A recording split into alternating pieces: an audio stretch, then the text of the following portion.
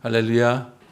네, 반갑습니다. 제가 감기가 좀 심하게 들었는데 혹시 기침이 나면 용서해 주시길 바랍니다. 바로 그 몇 주 전에 우리 이노 목사님, 또 박혜경 전도사님, 또 우리 안수 집사님들이 인도네시아 팔렘방 저희 신학교를 방문해 주셨습니다.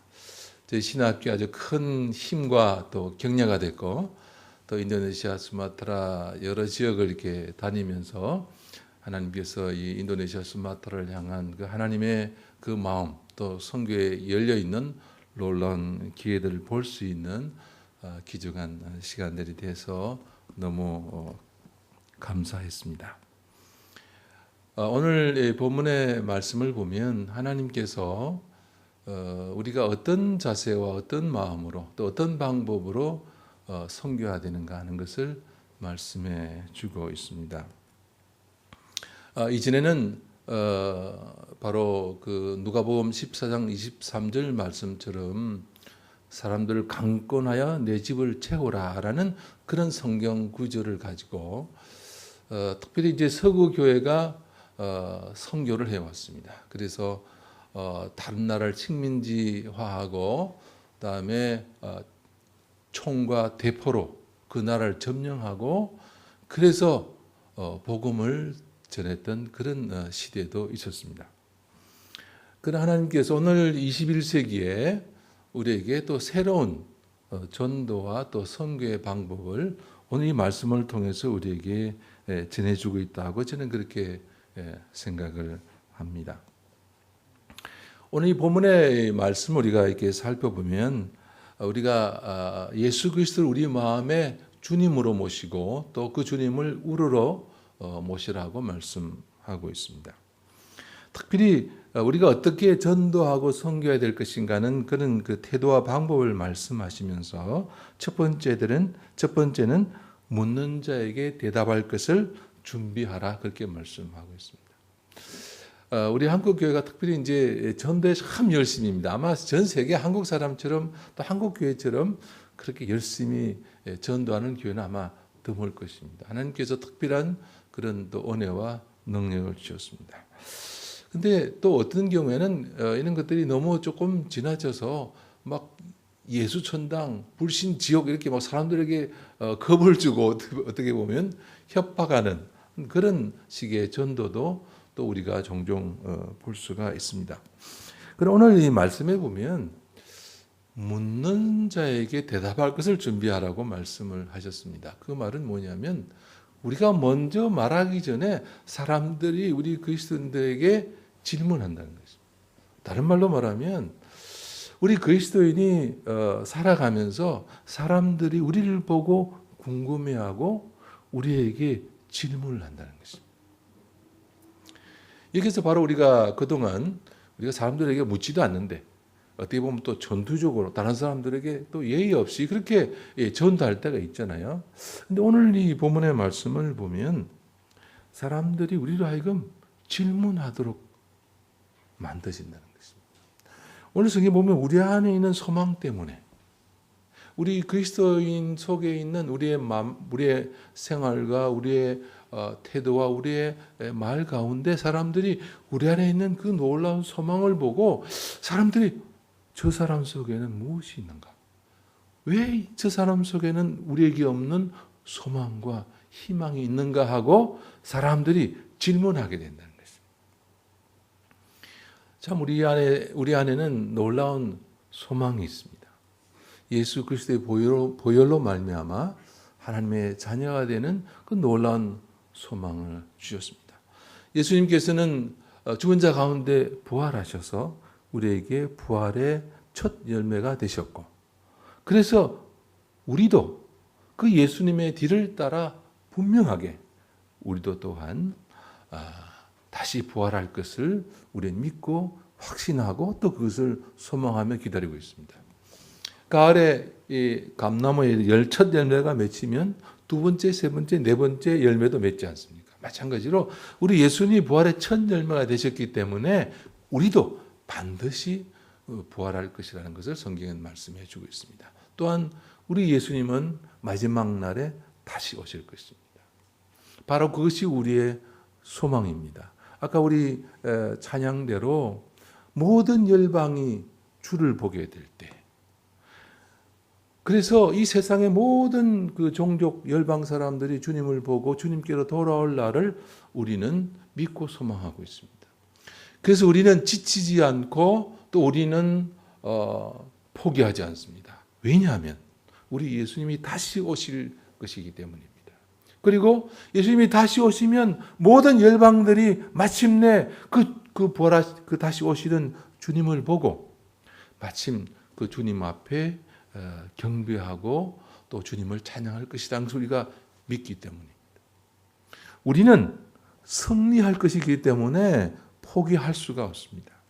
그래서 우리는 이 전도와 선교를 그치지 아니하고 계속할 수 있기 때문입니다.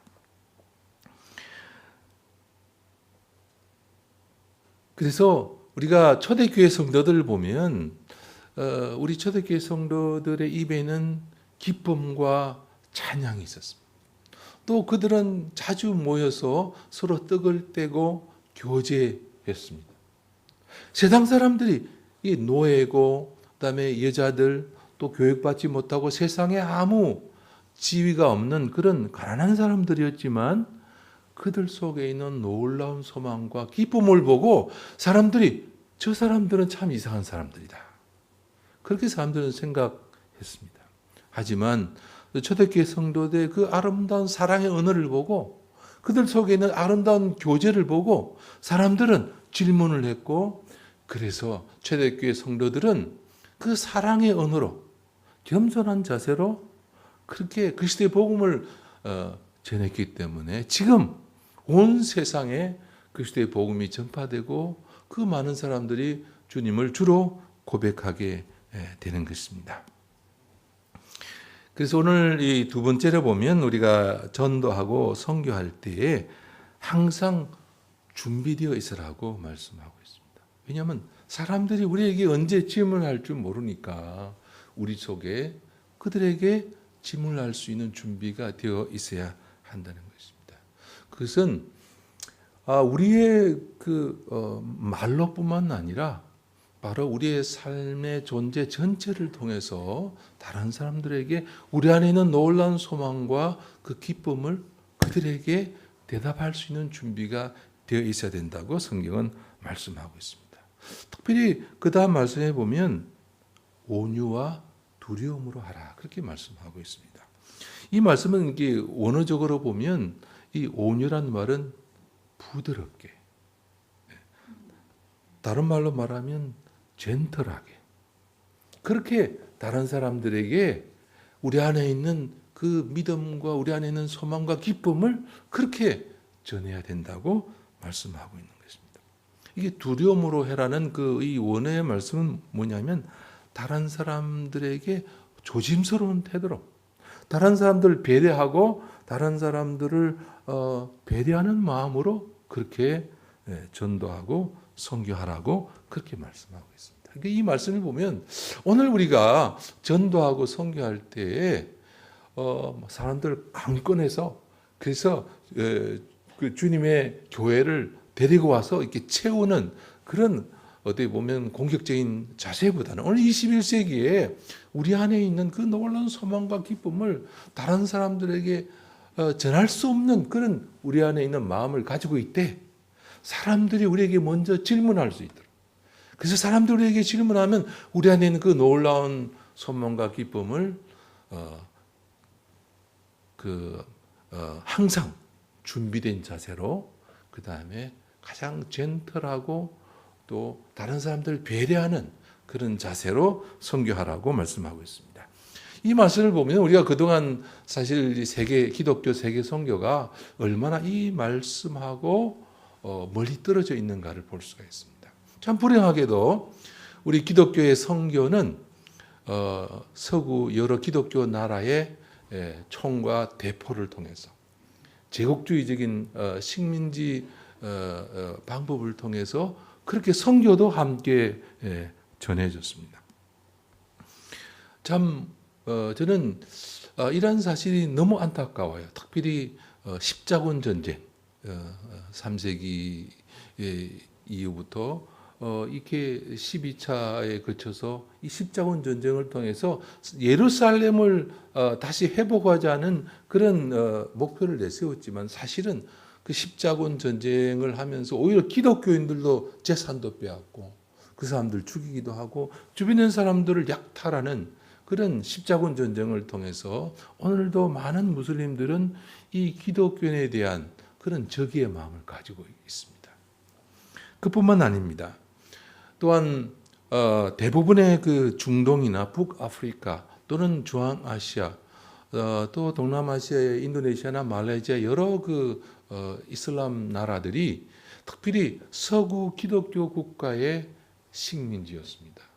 영국이나 또는 네덜란드 그리고 프랑스, 스페인, 포르투갈 여러 기독교를 믿는 나라에 의해서 그들이 식민지 지배를 당하고 그들의 자유를 빼앗기고 그 다음에 그들의 고통을 당했습니다.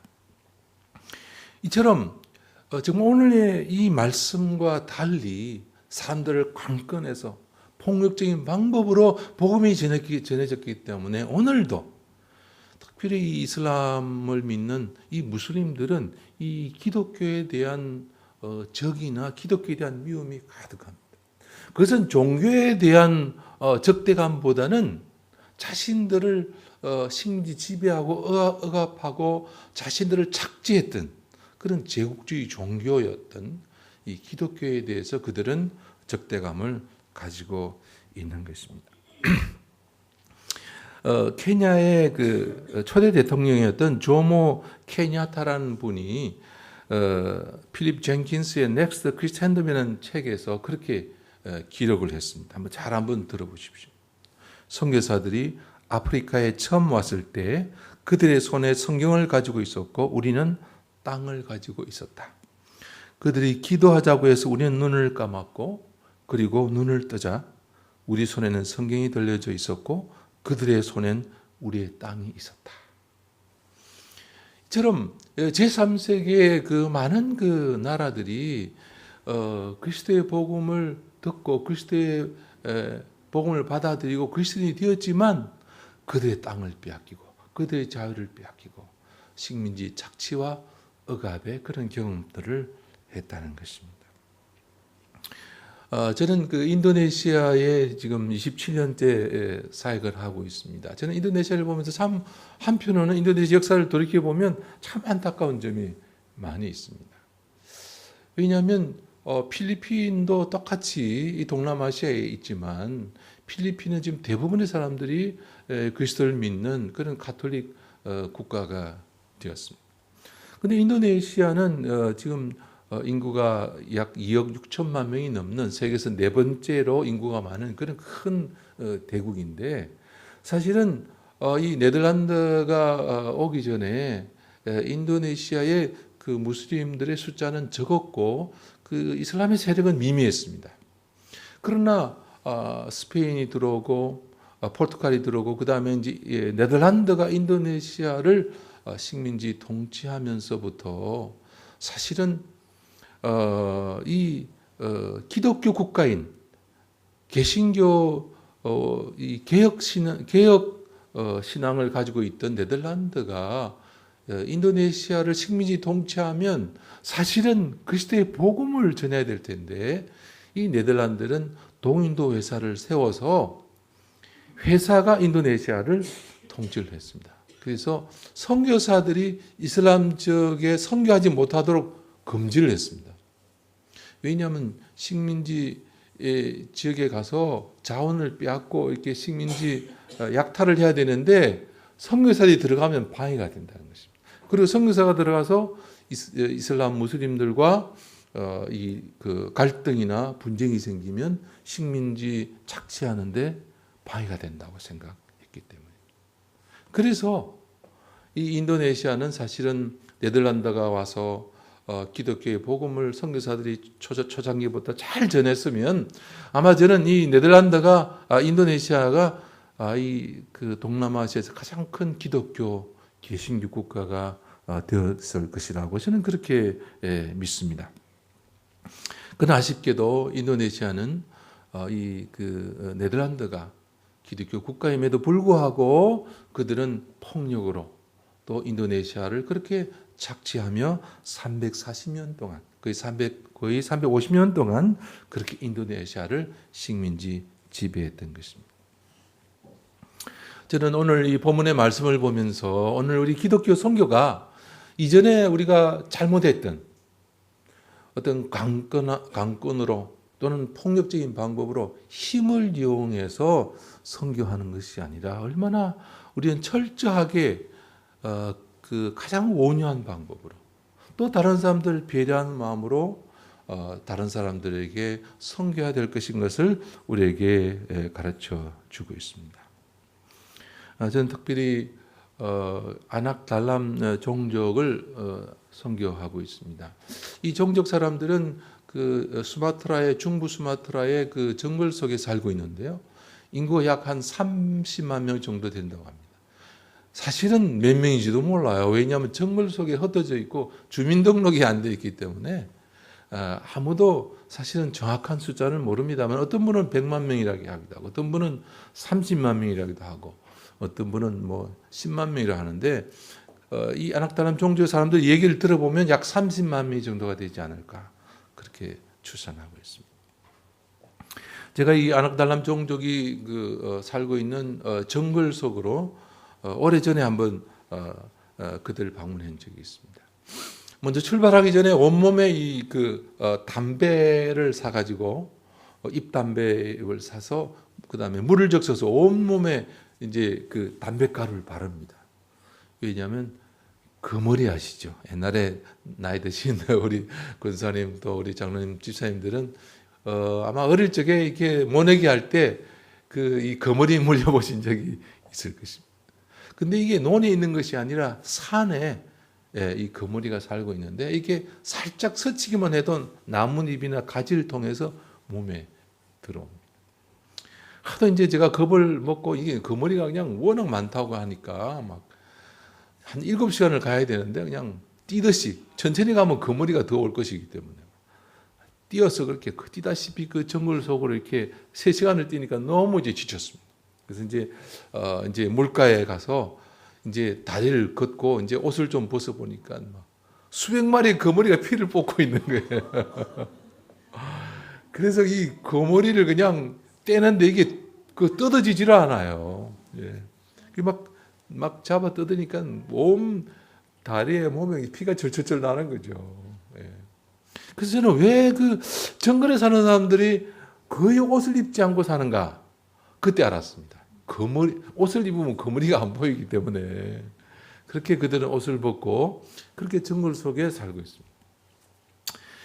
그들은 이제 수렵 채취 생활을 하는데요. 닥친 데다 먹습니다. 쥐도 잡아먹고 뱀도 잡아먹고 뭐 사슴이나 특별히 멧돼지, 곰도 사냥을 하고 가끔 호랑이도 잡습니다. 이 수마트라에 호랑이가 아직도 있기 때문입니다. 그런데 이제 이들이 이처럼 그 오랜 세월 동안 대대로 정글 속에 이렇게 사냥을 해서 이렇게 먹고 살았는데, 근데 이 수마트라의 정글이 사라지기 시작했어요. 이 팜 농장이 세워지고 고무나무 농장이 세워지니까 이 정글 속에 살던 이 아낙달람 종족 사람들이 이제는 무슬림이 사는 동네로 이들이 내려오기 시작하고 있습니다. 그들이 정글 속에 살다가 이제 내려오니까 더 이상 정글 속에 먹거리를 찾을 수가 없게 됐습니다. 이제는 나가기만 하면 멧돼지를 잡아서 먹고 나가면 사슴을 잡아먹고 뱀을 잡아먹었는데 정글 속에 내려오니까 갈수록 이제 먹거리가 없어지기 시작하고 있습니다. 이번에 이너 목사님 또 방문팀이 보셨지만은 이 그냥 텐트 하나, 비닐 텐트 하나 치고 온 가족이 그냥 그 안에서 사는 거예요. 비가 오면 비가 들이치고 밤에는 모기가 물어뜯고 그다음에 밤에 찬바람에 이렇게 떨면서 그들은 그렇게 살고 있습니다. 그래서 저는 이 아낙달람 종족을 위해서 이제 정착 땅을 사서 그들이 정기적으로 안정되게 살 수 있도록 그렇게 이제 땅을 사서 그다음 이분들이 그곳에 정착을 하고 그다음에 저희들이 이제 예배당을 짓고 그다음에 아이들이 공부할 수 있도록 그렇게 도왔습니다. 왜냐하면 앞으로는 정글이 없을 거니까. 정글이 없는 세상에서 이 아낙달람 종족이 살아남기 위해서는 교육을 받을 수밖에 없죠. 사람들이 하나, 둘, 셋, 그 이상은 세지를 못합니다. 그래서 가게에 가면 그냥 큰 돈을 주고 무조건 주는 대로 이렇게 받아놓고 그렇게 살고 있는데요. 그래서 이제 이 아이들로 하여금 학교에 갈 수 있도록 그렇게 장학금을 제공하고 중고등학교 학생들은 기숙사를 만들어서 그 기숙사에서 생활하면서 공부할 수 있도록 도와주고 있습니다. 이들이 이제 이 아기를 낳으면요, 여러분 그 대나무 있죠. 대나무를 이렇게 쪼개가지고 그 대나무로 대추를 잘라요. 아기가 낳아요. 제가 지난번에 방문했을 때 바로 그 쌍둥이를 낳았는데 하여튼 그 텐트 주변에 막 피가 낭자하더라고요. 대나무로 그냥 대추를 이렇게 자르는데 그 감염이 돼가지고 종종 아이들이 죽기도 합니다. 그리고 이제 멧돼지를 이렇게 잡아서 이렇게 먹는데 가장 좋아하는데요. 이분들이 이제 제일 좋아하는 가운데 하나는 이제 대나무가 이제 안에 그 대나무를 잘라서 그 안에다가 멧돼지를 이렇게 잘라서 그 안에 집어넣고 그 다음에 이제 이 뚜껑을 딱 닫아놓고 한 몇 주 지나면 아주 그 돼지 고기가 멧돼지 고기가 잘 발효가 돼가지고 딱 열면 그 안에 구더기가 막 나와요. 근데 그게 아주 숙성이 잘 된 고기라고 그거 아주 좋아하고 있습니다. 그렇게 사니까 이들이 말라리아나 그 다음에 댕기병이나 여러 그 풍토병 때문에 그들이 거의 뭐 한 40세, 50세 이상을 살지 못하고 그렇게 그들이 죽어가고 있는 그런 삶을 살고 있습니다. 그래서 이 아낙달람 종족 사람들에게 우리가 교회를 세우고 그다음에 그들이 정착해서 살아갈 수 있도록 그렇게 하고 있는데 이번에 우리 길가의 교회 방문팀이 방문해서 두 군데를 방문했는데 한 군데는 이제 바로 사람들이 정착촌을 만든 곳하고 지금 예배당이 바로 지어졌습니다. 한 군데는 이제 한 6년 정도 돼서 있는 두 곳을 방문했는데요. 아마 방문팀들이 아마 그분들의 얼굴을 보고 깜짝 놀라신 것 같아요. 이제 바로 이제 교회에 나오기 시작하고 정착촌이 된 곳은 사람들 눈 속에 이 두려움 또는 절망감, 다른 사람을 경계하는 그런 눈빛이 그냥 완연했죠. 근데 좀 오래된 곳에 가니까 사람들도 옷도 아주 단정하게 입고 얼굴이 웃고 또 저희들이 갔을 때 이렇게 따뜻하게 맞이하는 그런 모습을 볼 수가 있었습니다. 이게 예수 그리스도를 믿고 예수 그리스도를 주님을 모신다는 것은 단순히 뭐 내가 믿고 있던 정령 숭배에서 그냥 예수님을 믿는 것으로 그치는 것이 아니라 그들의 삶 전체가 변하는 정글 속에서 여러 가지 그 악한 영 또는 조상신 이런 악한 영의 두려움 속에 살던 그들이 예수 그리스도를 주님으로 모시고 세례를 받고 이제는 더 이상 이 두려워하지 않는 그런 삶을 살고 뿐만 아니라 새로 마련된 정착촌에서 그들이 안정되게 살고 있습니다. 놀라운 것은 우리 방문팀도 이렇게 보셨지만은 정부에서 이 아낙달람 종족을 위해서 아주 멋진 집을 23채의 집을 지어줬습니다. 왜냐하면 우리 사역자들이 그곳에 가서 그들에게 주민등록증을 만들어주고 그 다음에 그들이 정착하게 만들고 그 다음에 정부에게 이 종족 사람들을 위해서 집을 지어줄 것을 요청을 했습니다. 그런데요, 인도네시아 정부가 이 사람들을 위해서 아주 멋진 집을 23채나 지어줬어요. 그래서 저희들이 이제 또 그 새로운 정착촌에도 저희들이 좀 조만간에 빨리 그 주민들을 다 주민등록을 만들고 그다음에 정부에 신청을 해서 그곳에도 그렇게 좋은 집을 만들어 주기를 준비하고 있습니다. 그 새로 만든 집에 지난번에 제가 방문해 보니까 기도해야 될래요. 한국에 오신 선교사님이 아주 능력 있는 분이니까 이 우리 집에 아무래도 이게 좀 무서운 영이 있다는 거예요. 악한 영이 있기 때문에 오셔서 기도해 달라고 그렇게 해서 이제 여러 집을 돌면서 그래서 집을 위해서 기도하고 악한 영을 물리치는 그런 일들을 했습니다. 이처럼 하나님께서 부족한 저를 통해서 이렇게 아낙달람 종족을 선교하는데 사실은 거의 한 지금 18년째가 되고 있습니다. 근데 이 사역을 하다 보니까 너무 사역자들이 필요한 거예요. 이 아낙달람 종족 사람들을 선교해야 되는데 준비된 일꾼이 없어요.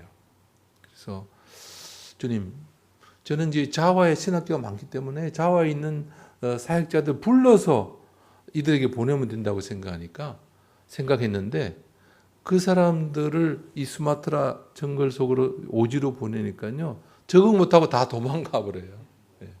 그래서 안 되겠다. 이 수마트라의 일꾼들을 불러서 이 수마트라의 사역자들을 길러야 되겠다 하는 그런 기도 제목을 가지고 신학교를 시작하게 됐습니다. 그런데요 21세기까지 지금까지 한 번도 신학교가 세워지지 않은 그런 도시입니다. 이 팔렘방이라는 도시는 지난번 아시안 게임을 했고요.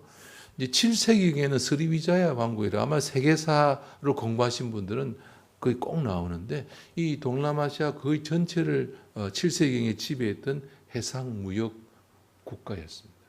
이건 상당히 큰 그런 나라의 수도였죠 7세기. 그리고 그 이후부터 이제 11세기부터 이슬람이 강하게 이제 들어오면서 한 번도 그 지역에 신학교가 세워지지 않았습니다. 하나님의 은혜로 제가 자바 쪽에서 한 텀을 하고 두 번째 텀에 그곳에 들어가서 이제 신학교를 시작하려고 그렇게 하나님 앞에 기도했습니다. 인도네시아 세계교단을 함께 그래서 연합 신학대학을 이제 세우기로 했는데요. 5년 동안 그렇게 준비를 했습니다. 그래서 각 교단에서도 총회를 통해서 신학교를 설립하기로 다 동의를 받고 이제 3개월 남았습니다. 이제 신학교를 이제 오픈해야 되는데 같이 그 신학교를 세우게 됐던 그 교단의 총회장님들이 저한테 물어요. 이기대 선교사, 돈은 어디 있어? 지금 신학교를 시작을 해야 되는데 한 푼의 돈도 없는 거예요. 저도 참 그분들이 그랬죠. 염려하지 마시라. 주님이 예비하실 것이라. 그렇게 얘기를 했지만 그는 얼마나 염려가 됩니까? 그래서 아무리 기도하고 기도해도 지금 일꾼이 없어서 특히 스마트라스면은 목사님 한 분이 20개 교회, 15개, 10개의 교회를 목회하는 곳이 많아요. 목회자가 부족하기 때문에 또 교인들이 가난하기 때문에 교회는 많은데 목회자가 부족한 거예요. 제가 아무리 기도해봐도 이 신학교를 세우는 것이 하나님의 뜻인데 근데 돈이 없는 거예요. 그래서 그때 항상 IMF가 심할 때인데요. 그래서 하나님 앞에 기도하면서 어떤 때는 두려움이 몰려오고 어떤 때는 또 막 열심히 생기고 근데 한 번은 이거 신학교를 시작하는 것보다 시작해놓고 그냥 문 닫는 것보다는 시작하지 않는 것이 얼마나 좋을까. 그런 이제 유혹도 생기는 거예요.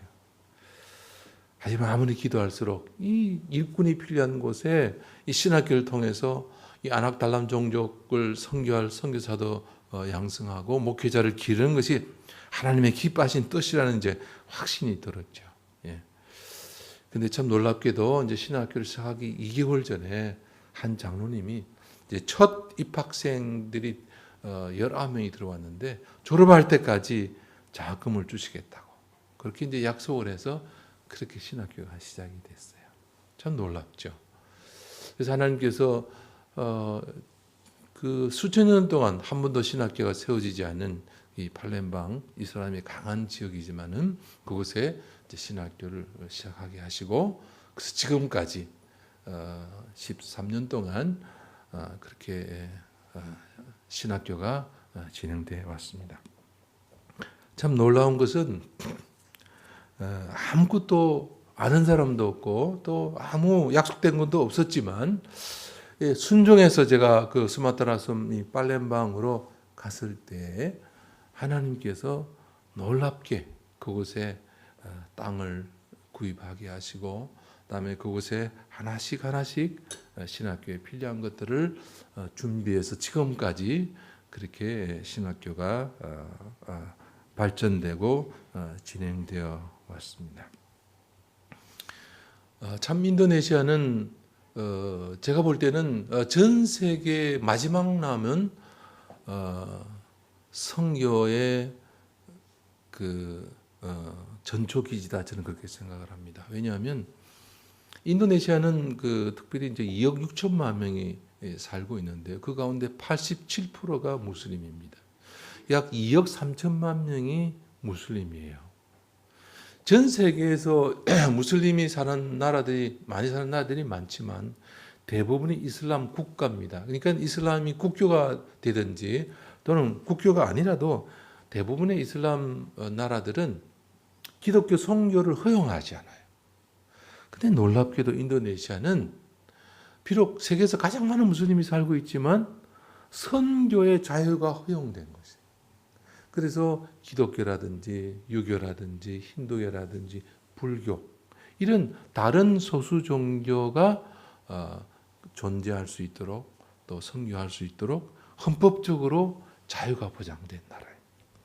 그래서 저는 이제 선교사이지만 종교 비자, 그러니까 목사의 그 비자를 받아가지고 지금 영주권까지 받고 곧 이제 국적을 이렇게 받으려고 이렇게 지금 준비하고 있는데요. 안정적으로 합법적으로 이렇게 선교할 수 있는 전 세계에서 드문 그런 나라이기도 합니다. 그리고 인도네시아는 아직도 많은 곳에서 목회자들이 필요하고 또 교회 개척이 가능합니다. 물론 무슬림들의 반대나 저항이 있으면 교회를 세울 수는 없지만, 그러나 오늘 이 본문의 말씀처럼 온유한 방법으로 또 다른 사람들을 배려한 마음으로 그 무슬림들과 좋은 관계를 유지하면 그 무슬림들이 동의를 해요. 그럼 그곳에 교회를 세우고 그다음에 그것을 통해서 복음을 전할 수 있는 나라가 바로 인도네시아인 것입니다. 저는 우리 길가의 교회 우리 성도님들이 인도네시아를 위해서 기도해 주시길 바랍니다. 전 세계에 이런 나라가 없어요. 이 마지막 때에 세계 최대의 무슬림 나라인 이 인도네시아, 2억 3천만 명의 무슬림들이 그리스도의 복음을 듣고 주님께로 돌아오고, 특히 이 수마트라 땅에는 약 6천만 명이 살고 우리 남한의 5배가 되는 그런 큰 섬입니다. 이 섬에 주님의 교회가 세워지고 또 주의 복음이 널리 전거되는 그날이 속히 올 수 있도록 기도해 주시기를 바랍니다. 하나님께서 이 인도네시아를 축복하시는데요. 제가 이슬람 잡지를 제가 한번 본 적이 있는데, 이슬람 학자가 그런 글을 썼어요. 앞으로 머지않은 시대에 인도네시아는 기독교 국가가 될 것이다. 그분이 그런 글을 썼어요. 왜냐하면 지금 무슬림들이 87%나 되는 대다수를 차지하고 또 무슬림들은 아기를 많이 낳잖아, 아이들을. 그런데도 불구하고 무슬림의 증가 숫자보다 기독교의 증가 숫자가 더 많다는 것입니다.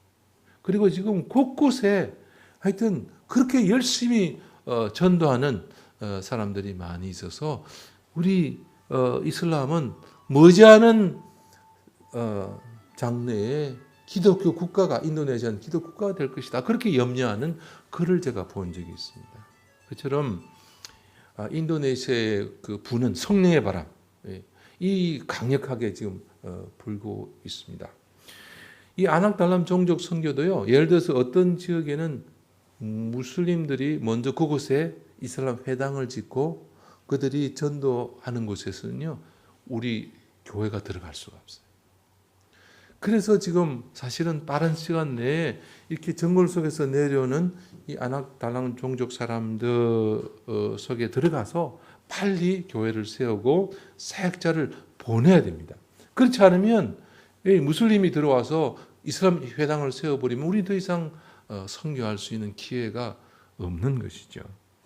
그래서 인도네시아, 특히 수마트라 섬의 선교를 위해서, 이 아낙달람 종족의 선교를 위해서 기도해 주시길 바랍니다. 우리 길가의 교회도 특별히 이제 이 인도네시아 선교를 위해서, 이 수마트라 선교를 위해서 기도하고 앞으로 또 선교사를 보낼 예정이라는 그런 얘기를 제가 들은 적이 있습니다. 이처럼 인도네시아는 선교사가 합법적으로 와서 장기적으로 마음껏 선교할 수 있는 그런 나라입니다. 이 인도네시아가 하나님의 그 놀라운 능력과 또 인도하심 가운데 주의 복음이 편만하게 전거되기를 간절히 바랍니다. 특별히 이제 저희 신학교는 스리위자야 신학교입니다. 왜냐하면 7세기경에 세워졌던 스리위자야 왕국의 이름을 따서 이 스리위자야 왕국이 동남아시아 전체를 이렇게 지배했거든요. 마찬가지로 이 스리위자야 신학교가 인도네시아뿐만 아니라 이 말레이시아나 여러 주변에 있는 무슬림 나라들에게까지 복음을 널리 전하는 그런 신학교가 될 수 있도록 기도해 주시기를 바랍니다. 저도 하나님께 주시는 그 힘과 또 은혜와 능력에 따라서 인도네시아 수마트라 섬에서 열심히 선교하고자 합니다. 이제 앞으로 10년이 남았습니다. 이 선교사 정년이 그 올해 총회 우리 통합적의 총회를 통해서 70세로 바뀌었어요. 제가 원래는 65세 은퇴하려고 했는데 정년이 70세로 바뀌어서 한편으로는 감사하면서 한편으로는 고민하고 있습니다. 70세까지 건강하게 또 주님이 주시는 그 힘과 능력에 따라서 인도네시아 수마트라 섬에서 사역을 잘 감당할 수 있도록 우리 길가의 교회 성도님들 열심히 기도해 주시면 잘 감당하리라 믿습니다. 예배 시간마다 또 새벽 기도 시간마다 특별히 인도네시아 선교를 위해서 여러분들이 기도해 주시면 인도네시아 특히 수마트라 섬이 놀랍게 변화될 줄 믿습니다. 기도하겠습니다.